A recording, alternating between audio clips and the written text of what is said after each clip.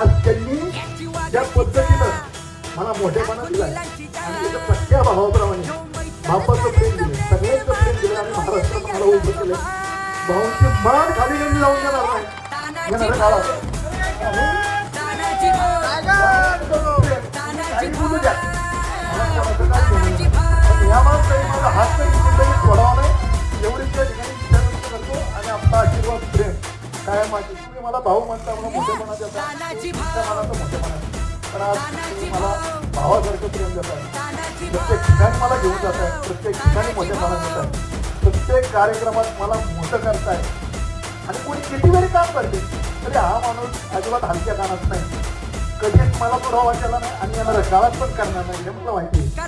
ह्या माझ्या भावाने माझ्यासाठी काय काय केलं. आज मी सर्वसामान्य कुटुंबातलं पोरग आहे, म्हणजे माझा बाप ग्रामपंचायत सदस्य नाही,